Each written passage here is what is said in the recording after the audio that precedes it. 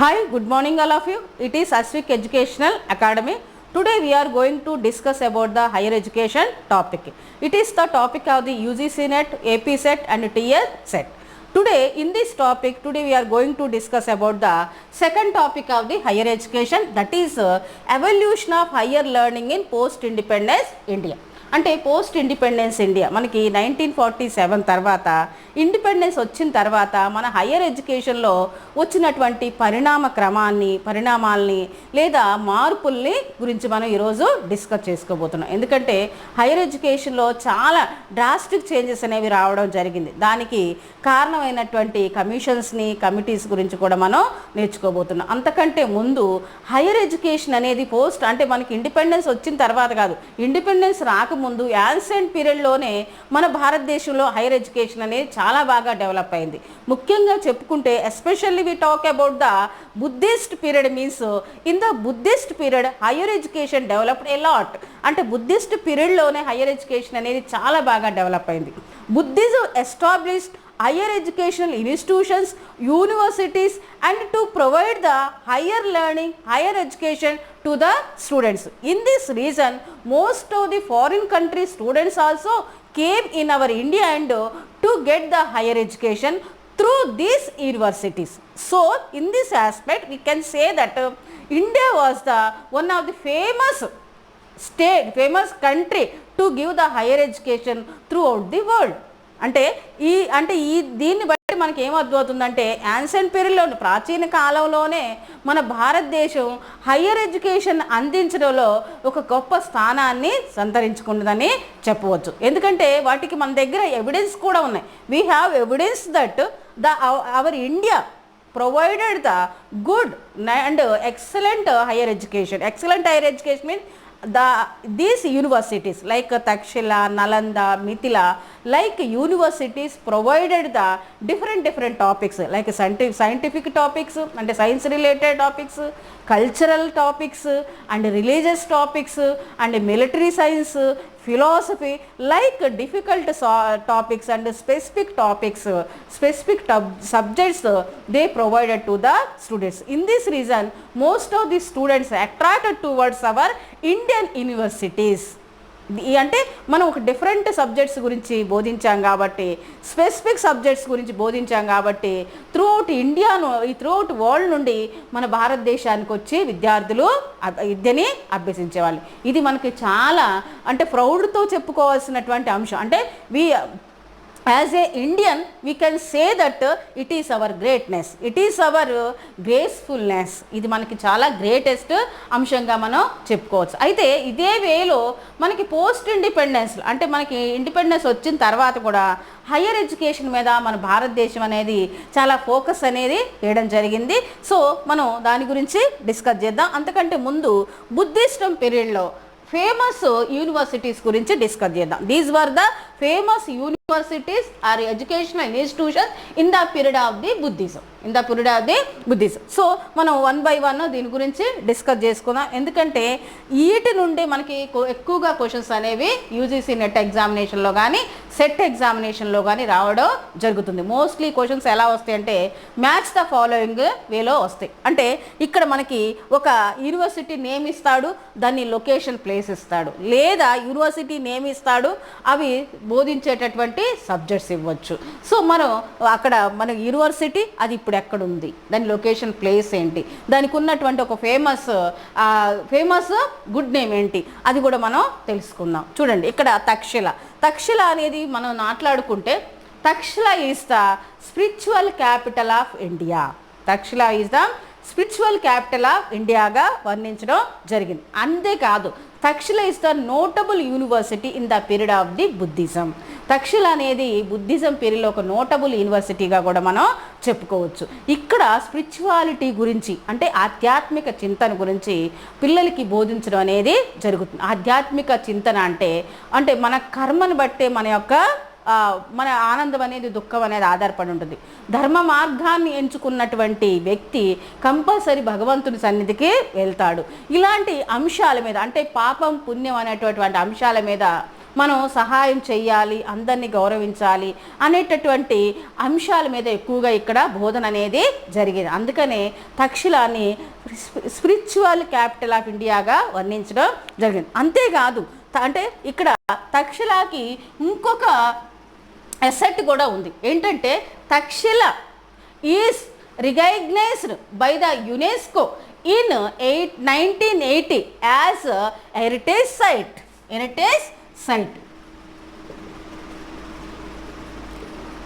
చూడండి, తక్షశిల అనేది యునెస్కో ద్వారా 1980లో హెరిటేజ్ సైట్గా గుర్తించడం జరిగింది. అంటే ఇది హెరిటేజ్ సైట్ అంటే మనం అంటే విజిట్ చేయడానికి ఒక ఫేమస్ ప్లేస్గా, ఆర్చియలాజికల్ సైట్గా దీన్ని గుర్తించడం జరిగింది. ఓకే, అయితే ఇప్పుడు మన ఎక్కడ ఉంది అంటే రావల్పిండి అనేటటువంటి ప్లేస్లో. ఆ రావల్పిండి అనేది ఇప్పుడు ఎక్కడుంది అంటే పాకిస్తాన్లో ఉందన్నమాట. అంటే ఇప్పుడు తక్షశిల అనేది పాకిస్తాన్లోకి వెళ్ళిపోయింది. ఓకే, అంటే మనకి అంటే మన ఇండియా పాకిస్తాన్ డివైడ్ అయినప్పుడు అది పాకిస్తాన్లోకి వెళ్ళిపోవడం జరిగింది. నెక్స్ట్ నలంద అనేది second most important Indian university in the period of the Buddhism. అది ఇప్పుడు బీహార్లో ఉంది. ఇక్కడ మనకి నలందాని మనం ఎలా వర్ణిస్తామంటే unique symbol of Indian philosophy because in the university of Nalanda the gurus taught about the philosophical thoughts to the students. That is the reason Nalanda as considered as the unique symbol of the Indian philosophy. మన భారతదేశ తాత్విక అంశాల గురించి ఇక్కడ ఎక్కువగా బోధించడం జరిగేది. అందుకనే దీన్ని ఇండియన్ ఫిలాసఫీకి ఒక యూనిక్ ప్లేస్గా మనం గుర్తించడం జరిగింది. అది మరి ఇప్పుడు ఎక్కడుందంటే బీహార్లో ఉంది. సో నెక్స్ట్ వల్లభి, ఇది గుజరాత్లో లొకేట్ అయింది.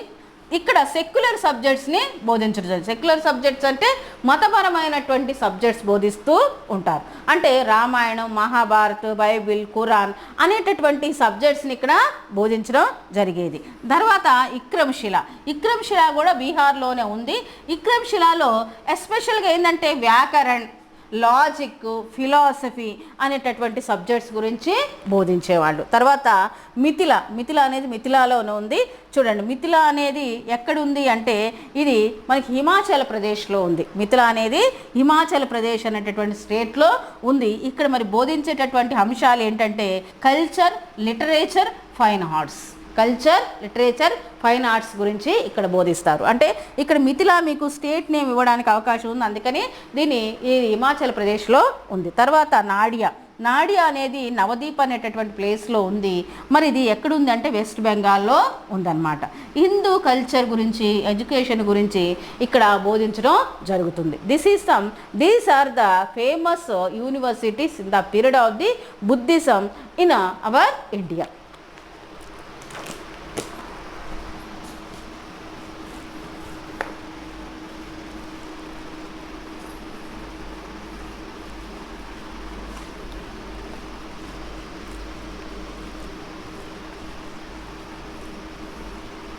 సో మనకి ఇండిపెండెంట్ అంటే తర్వాత ఈ బుద్ధిజం పీరియడ్ తర్వాత ఇండియాలో మనకి అంటే ఇండియాలో హయ్యర్ ఎడ్యుకేషన్ అనేది ఎలా డెవలప్ అయింది అనే దాని గురించి చూసుకున్నట్లయితే చూడండి, in the era of the British పీరియడ్లో కూడా మనకి అంటే యూనివర్సిటీస్ అనేవి ఎస్టాబ్లిష్ చేయబడినాయి. అంటే హయ్యర్ ఎడ్యుకేషనల్ యూనివర్సిటీస్ అనేవి ఎస్టాబ్లిష్ చేయబడి, especially if you talk about means 1857 the 3 universities established. One, it is the Bombay University, Madras University, Calcutta University.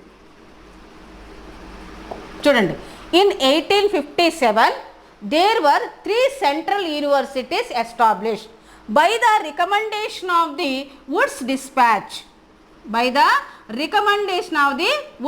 Dispatch. అంటే వుడ్స్ డిస్పాచ్ అనేటటువంటి కమిటీ కమిటీ ద్వారా మనకి మన భారతదేశంలో 1857లో 3 సెంట్రల్ యూనివర్సిటీస్ అనేవి ఎస్టాబ్లిష్ చేయబడినాయి. అంటే మనకి వుడ్స్ డిస్పాచ్ అనేది హయ్యర్ ఎడ్యుకేషన్ అందించడంలో ఒక ప్రాముఖ్యతను సంతరించుకున్నది. హయ్యర్ ఎడ్యుకేషన్ అందించడానికి ఎక్కువగా కృషి చేసిందని కూడా మనం చెప్పవచ్చు. ఎందుకంటే దీనికి ఒక రీజన్ కూడా ఉంది. లండన్లో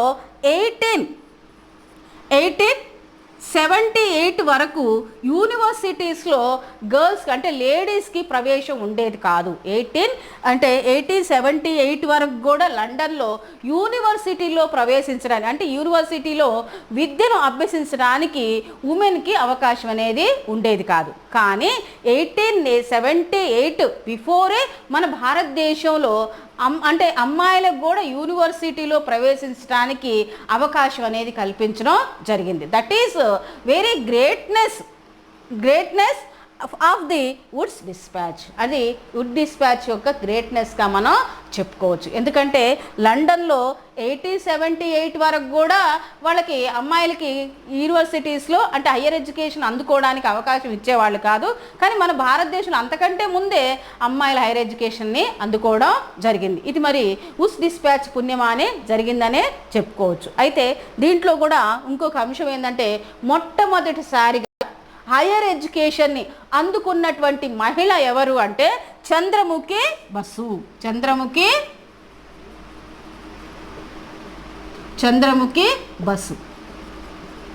ఈమె కలకట్టా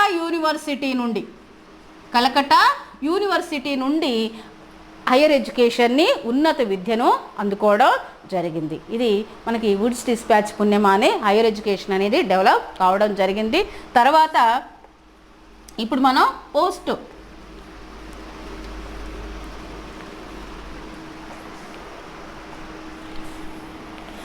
ఇండిపెండెన్స్ పీరియడ్లోకి వద్దాం. అంటే మనకి ఇండిపెండెన్స్ వచ్చిన తర్వాత హైయర్ ఎడ్యుకేషన్ ఇన్స్టిట్యూషన్స్ అనేవి ఎన్నెన్నో చూద్దాం. అంటే ఇండిపెండెన్స్ వచ్చిన తర్వాత అంటే 1947లో మనకి సెంట్రల్ యూనివర్సిటీస్ అనేవి 19గా గుర్తించడం జరిగింది. అంటే మనకి 1947లో 19 సెంట్రల్ యూనివర్సిటీస్ అనేవి ఉన్నాయి. ఇప్పుడు మనకి ప్రస్తుతం అంటే ప్రెసెంట్ మనకి ఎన్ని సెంట్రల్ యూనివర్సిటీస్ ఉన్నాయి అంటే 54 సెంట్రల్ యూనివర్సిటీస్ అనేవి ఉన్నాయి. ఓకే. అయితే మన భారతదేశ ఉన్నత విద్యను కానీ మనం పరీక్షించాలంటే అబ్జర్వ్ చేసినట్లయితే ఇక్కడ మనకి different according to the financial flexibility and according to the administration the different universities are established in India such as central universities, private universities, state universities, autonomous universities, deemed universities, meta universities, fake universities. చూడండి అంటే మనకి financial ఫ్లెక్సిబిలిటీని బట్టి ఆ administration లెవెల్ని బట్టి different universities are working in our India. ఆ ఒక్కొక్క university గురించి మనం చూద్దాం. అంతకంటే ముందు మనకి పోస్ట్ అంటే ఇండిపెండెన్స్ వచ్చిన తర్వాత మన యొక్క విద్యా విధానంలో అనేక మార్పులు అనేవి రావడం జరిగింది. ఆ మార్పులు రావడానికి గల ఆ రికమెండేషన్స్ ఫస్ట్ మనం చూద్దాం. అంటే because of these committees or commissions we got a lot of development in the aspect of the higher education. The recommendations ఏమో చూద్దాం. ఫస్ట్ మనకి రాధాకృష్ణన్ కమిషన్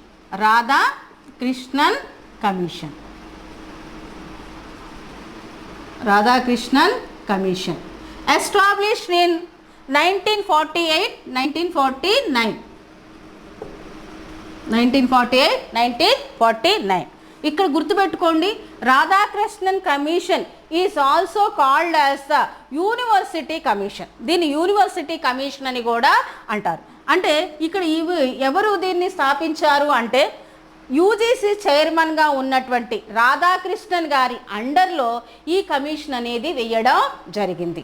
ఇక్కడ మనకు ఒక ముఖ్య పాయింట్ మనం గుర్తుపెట్టుకోవాలి. ఇక్కడ యూజీసీ అంటే యాక్చువల్గా before the Radhakrishnan commission establish the UGC name as the university grants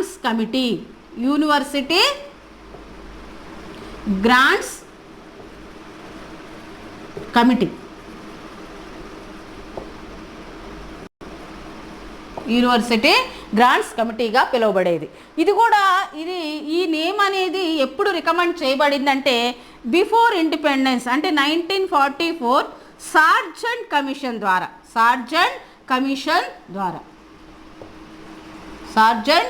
ద్వారా అంటే by the recommendation of the Sargent commission university grants committee established.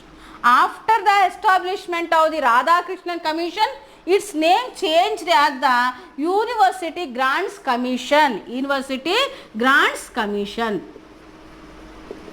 ఇది కమిషన్గా మారడం జరిగింది. అంతేకాదు రాధాకృష్ణన్ కమిషన్ రికమెండేషన్ ఏంటి, ఇది ఏం చేసింది అంటే Radhakrishnan commission approved the UGC in the parliament.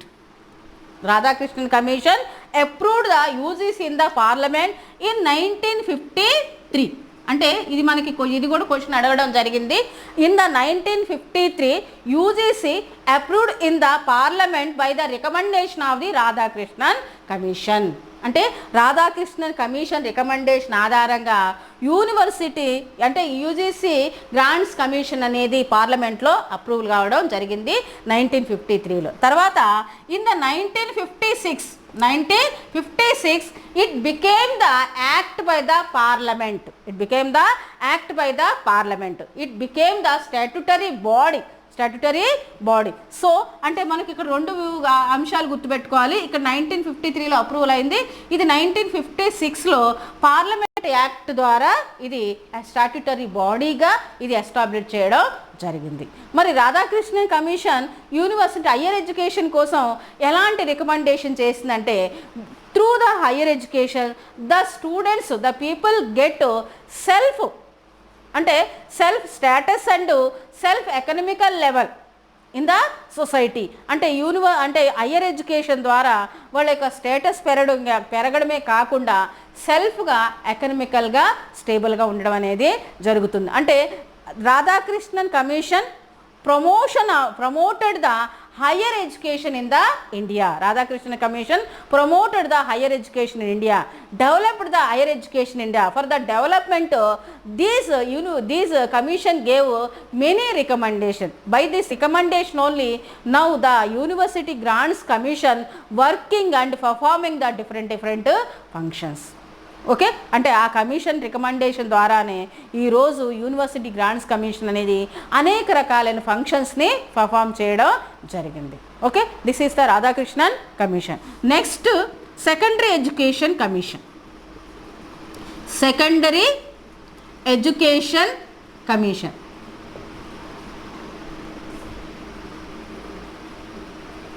Committee or commission ఇది 1950-53.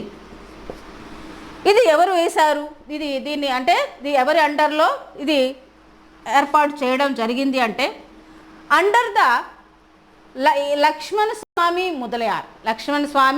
ముదలయార్. This commission established Lakshmanaswami Mudaliar. So this commission is also called as the Mudalayar Commission. Ina Lakshman Swami Mudalayar was the chairman of the Vice Chancellor of the Madras University. Under the chairmanship of the Lakshman Swami Mudalayar, the Secondary Education Committee established in 1952 and 53. దీని యొక్క recommendations సిఫారసు ఏంటి?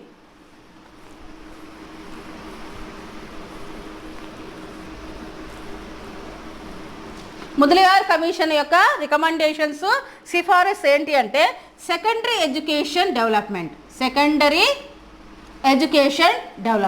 అంటే secondary education development అంటే to empowerment of the secondary education. Why? Because if we develop the secondary education, it can link in between the higher education and also primary education. ఎందుకంటే secondary education అనేది primary ఎడ్యుకేషన్కి higher ఎడ్యుకేషన్కి ఒక లింకప్గా పనిచేస్తుంది. వీటి రెండింటి మధ్యలో ఒక లింకప్గా పనిచేస్తుంది. అంతేకాదు అంటే because of the secondary education, because of the development of the empowerment of the secondary education, the higher education developed a lot. అంటే ఈ కమిషన్ మనకి ఏం రికమెండ్ చేసింది అంటే సెకండరీ ఎడ్యుకేషన్ని డెవలప్ చేస్తే ఆటోమేటిక్గా హయ్యర్ ఎడ్యుకేషన్ కూడా డెవలప్ అవుతుంది. ఎందుకంటే the students those who are completed successfully secondary education automatically they forwarded towards the higher education. అంటే ఎవరైతే సెకండరీ ఎడ్యుకేషన్ని సక్సెస్ఫుల్గా కంప్లీట్ చేస్తారో వాళ్ళు హయ్యర్ ఎడ్యుకేషన్ వైపుకు అడుగులేసే అవకాశం ఉంది. అంటే ఇఫ్ ఈ develop the secondary education automatically higher education also developed. In that thought అంటే secondary education commission recommended about the higher education in our India. Okay, next Kothari commission. Kothari commission 1964-66 1964-66 Kothari commission. Due to the Kothari Commission 1968 NPE 1968 NPE and 1986 NPE established. అంటే చూడండి, Kothari commission యొక్క recommendations సిఫారసు ఆధారంగానే first time 1968లో national policy on education అని ఏర్పాటు చేయడం జరిగింది. అంతేకాకుండా 1986లో నేషనల్ పాలసీ ఆన్ ఎడ్యుకేషన్ అనేది ఎస్టాబ్లిష్ చేయడం జరిగింది under the then prime minister Rajiv Gandhi.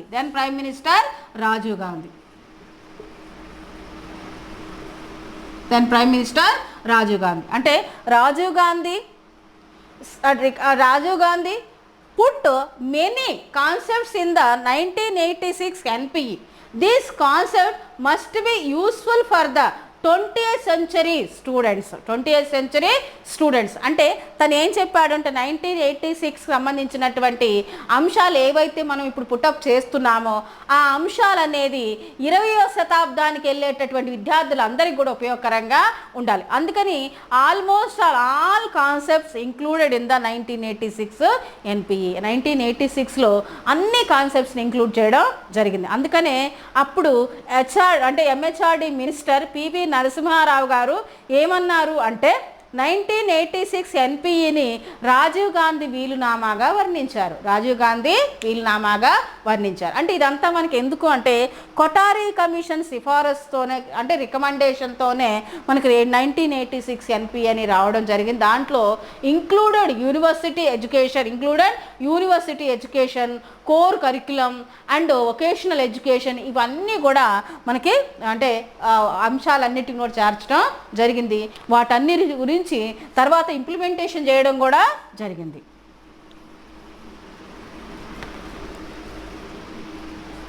Next Rammurthy commission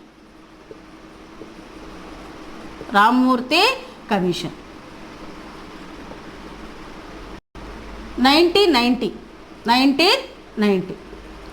under the chairmanship of the Acharya Rammurthy, the Rammurthy commission established in 1990. అయితే ఇది ఈ కమిటీ ఎందుకు వేయడం జరిగిందంటే the implementation of the reviews of the 1986 NPE. చూడండి, the implementation of the reviews and recommendations which discussed in the 1986 NPE. This Rammurthy Commission established in 1990 under the chairmanship of the Acharya Rammurthy. అంటే 1986లో సిఫారసు చేసినటువంటి రికమెండేషన్స్ని మళ్ళీ ఒకసారి revise చేసి వాటిని implementation చేయడానికి ఏర్పాటు చేసిందే రామ్మూర్తి కమిషన్. అంటే ఈ కమిషన్స్ రికమెండేషన్స్ వలన సిఫారసు వలన మన ఇండియాలో హయ్యర్ ఎడ్యుకేషన్ అనేది ఒక అంటే స్టేబుల్ అంటే ఒక ఫ్లెక్సిబిలిటీతో అందరికీ అందుబాటులో వచ్చే విధానంగా ఏర్పాటు చేయడం జరిగింది. Okay,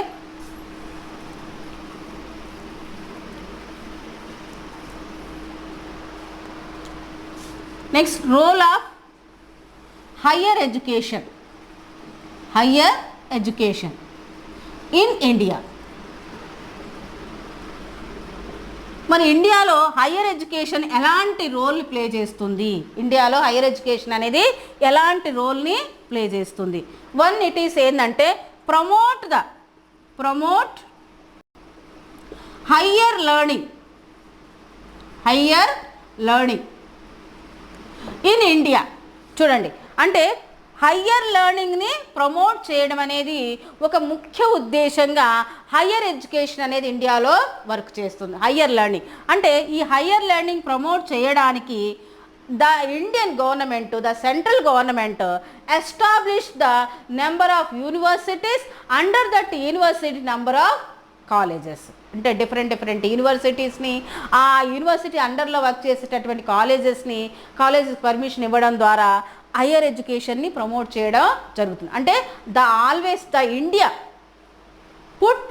India took responsibility of the education in the list of the concurrent.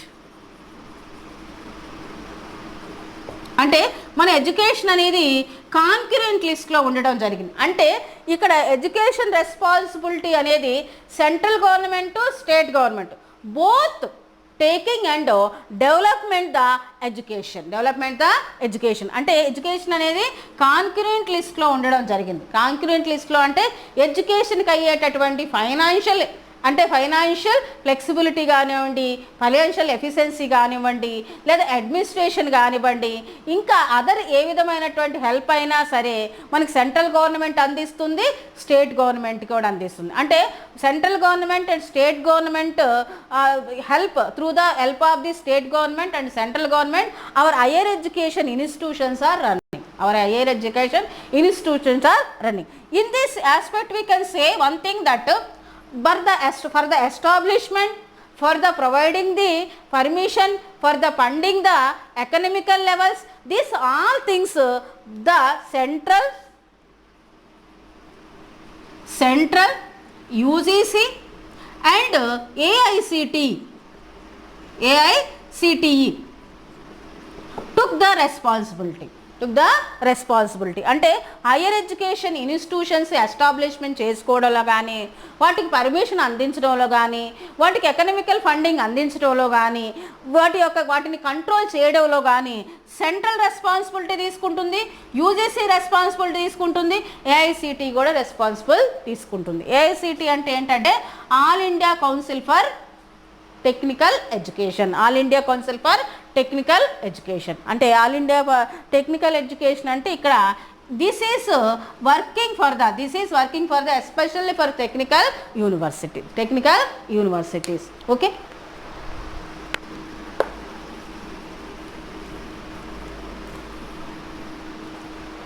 Next introduce the technology in higher education. Next మనకి అంటే హైయర్ ఎడ్యుకేషన్ అనేది ఏం చేస్తుందంటే టెక్నాలజీని హైయర్ ఎడ్యుకేషన్లో ఇంట్రడ్యూస్ చేస్తుంది. అంటే టెక్నాలజీతో కూడినటువంటి హైయర్ ఎడ్యుకేషన్ని విద్యార్థులకి అందిస్తుంది. సో నెక్స్ట్ చూడండి, వొకేషనల్ డెవలప్మెంట్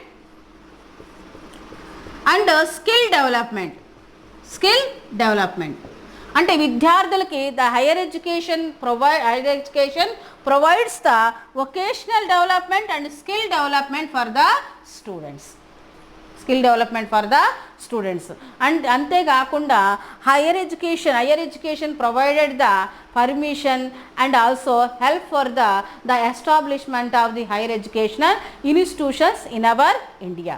సో ఈ విధమైనటువంటి ఫంక్షన్స్తో పాటు హైయర్ ఎడ్యుకేషన్ యూనివర్సిటీస్ని కానీ ఇన్స్టిట్యూషన్స్ కానీ స్థాపించుకోవడానికి వాటికి పర్మిషన్స్, వాటికి కావాల్సినటువంటి హెల్ప్ని, ఫండింగ్ని అందిస్తూ హైయర్ ఎడ్యుకేషన్ డెవలప్మెంట్ కోసం హైయర్ ఎడ్యుకేషన్ అంటే మన ఇండియన్ హైయర్ ఎడ్యుకేషన్ సిస్టమ్ అనేది చాలా బాగా హెల్ప్ చేస్తుందనే చెప్పొచ్చు. సో బికాస్ ఆఫ్ ది మనకి హైయర్ ఎడ్యుకేషన్ ఎందుకు అంటే మనకి హైయర్ ఎడ్యుకేషన్ అనేది ఉన్నట్లయితే మన జీవన విధానంలో అనేకమైనటువంటి మార్పులు అనేవి చోటు చేసుకుంటాయి. ఎందుకంటే హైయర్ ఎడ్యుకేషన్ వల్ల పీపుల్ మంచి జాబ్ ఆపర్చునిటీస్ పొందగలుగుతారు, లిటరసీ రేట్ అనేది పెరుగుతుంది. అంతేకాకుండా అందరూ irrespective of the gender, irrespective of the race, irrespective of the caste, irrespective of the category, they can get the education throughout the India through the higher education. Higher education institutions gender అనేటటువంటి problem లేకుండా, పలానా category అనేటువంటి problem లేకుండా, race అనేటి problem లేకుండా అందరూ కూడా higher education అందిపుచ్చుకోవడానికి అవకాశాలని మన హైయర్ ఎడ్యుకేషన్ ఇన్స్టిట్యూషన్స్ అనేవి ప్రొవైడ్ చేస్తున్నాయి.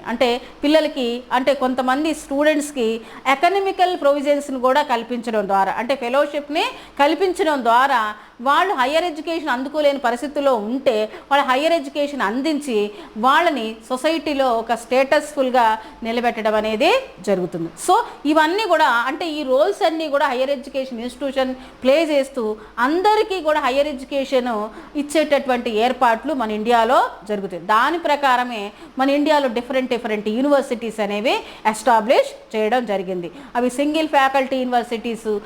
ఈ యూనివర్సిటీస్లో కేవలం సింగిల్ సబ్జెక్ట్స్ మాత్రమే బోధిస్తారు. స్పెసిఫిక్ సబ్జెక్ట్స్ అనమాట. For example agricultural university, medical university, engineering colleges, ఇక్కడ స్పెసిఫిక్గా ఆ సబ్జెక్ట్స్ మాత్రమే బోధిస్తారు. అలాగే మల్టీ ఫ్యాకల్టీ యూనివర్సిటీస్, మల్టీ సబ్జెక్ట్స్ని బోధించేటటువంటి యూనివర్సిటీస్ కూడా ఉన్నాయి. ఒక యూనివర్సిటీస్లో సైన్స్ బోధిస్తారు, హ్యుమానిటీస్ బోధిస్తారు, ఇంకా రకరకాలైన సబ్జెక్ట్స్ని బోధించడం జరుగుతుంది. వాటిని మల్టీ ఫ్యాకల్టీ యూనివర్సిటీస్ అంటాం. అలాగే నేషనల్ ఇంపార్టెన్స్ కలిగినటువంటి ఎడ్యుకేషనల్ ఇన్స్టిట్యూషన్స్ కూడా మన ఇండియాలో ఎస్టాబ్లిష్ చేయడం జరిగింది. వాటిని మనం ఐఐఎమ్స్ అంటాం, ఐఐటీస్ అంటాం. ఈ ఐఐఎమ్స్ అనేవి నేషనల్ ఇంపార్టెన్స్తో జాతీయ ప్రాముఖ్యత కలిగినటువంటి ఇన్స్టిట్యూషన్స్గా ఎస్టాబ్లిష్ అవుతూ ఎక్కడెక్కడి నుండో వచ్చేటువంటి విద్యార్థులందరికీ కూడా విద్యని అందిస్తూ ఉంటాయి. ఇవి కాకుండా మనకి deem to be status universities, private universities, autonomous universities అనేవి కూడా వర్క్ చేస్తూ ఉన్నాయి. వాటి గురించి స్పెసిఫిక్గా ప్రైవేట్ యూనివర్సిటీ యొక్క ఫంక్షన్స్ ఏంటి, డీమ్డ్ యూనివర్సిటీస్ యొక్క ఫంక్షన్స్ ఏంటి, మరి సెంట్రల్ యూనివర్సిటీస్ యొక్క ఫంక్షన్స్ ఏంటి అనేటటువంటి అన్నిటి మధ్య ఉన్నటువంటి డిఫరెన్స్ ఏంటి అనే దాని మీద రేపు మళ్ళీ మనం క్లాస్లో డిస్కస్ చేద్దాం. Thank you very much watching my channel. లాస్ట్గా మీకు మళ్ళీ ఒక విషయం చెప్పాలి. రోజు నేను చెప్తూనే ఉన్నాను, మీకు మోక్ టెస్ట్లు కండక్ట్ చేయబోతున్నాం. రోజు 50 క్వశ్చన్స్ మీ యొక్క ఈమెయిల్ ఐడికి వస్తాయి. మీరు ఆ 50 క్వశ్చన్స్ని సాల్వ్ చేసి మాకు పంపించడం జరుగుతుంది. ఎవరైతే ఈ స్క్రీన్ మీద ఉన్నటువంటి నెంబర్కి కాల్ చేసి రిజిస్ట్రేషన్ చేయించుకుంటారో వాళ్ళకి రెగ్యులర్గా 50 క్వశ్చన్స్ అనేవి పంపించబడతాయి. ఎందుకంటే క్వశ్చన్స్ని సాల్వ్ చేయడం ద్వారా మీకు ఒక సెల్ఫ్ ఇవాల్యూషన్ అనేది జరుగుతుంది, సెల్ఫ్ అసెస్మెంట్ చేసుకునే అవకాశం అనేది జరుగుతుంది. ఎక్కువ క్వశ్చన్స్ సాల్వ్ చేస్తే ఎక్కువ నాలెడ్జ్ని గెయిన్ చేసుకోవడం అవకాశం ఉంటుంది. ఎక్కువ క్వశ్చన్ సాల్వ్ చేయడం వల్ల మీకు సబ్జెక్ట్ మీద ఒక డెప్త్నెస్ అనేది, పూర్తి అవగాహన అనేది వస్తుంది. So in this aspect I thought that if I prepare the questions that is very useful for the student those who are attending the SET or NET examinations. Okay, so SET examination, NET exam ఎవరైతే వెళ్తున్నారో వాళ్ళకి మరి ఈ question papers అని use అవుతాయి అనేటటువంటి ఉద్దేశంతో ఈ క్వశ్చన్ పేపర్ తయారు చేద్దామని నేను అనుకుంటున్నాను. సో మీ యొక్క సహకారాలనే నాకుంటే ఈ క్వశ్చన్ పేపర్స్ తయారు చేసి మీకు నేను పంపించగలను. నేను క్వశ్చన్ పేపర్స్ తయారు చేయడానికి రెడీగా ఉన్నాను. మరి ఆ క్వశ్చన్ పేపర్ సాల్వ్ చేయడానికి మీరు రెడీగా ఉన్నట్లయితే స్క్రీన్ మీద కనిపిస్తున్నటువంటి నంబర్కి మీరు కాల్ చేసి మీ నేమ్ని రిజిస్ట్రేషన్ చేసుకోగలరు. Thank you very much. All the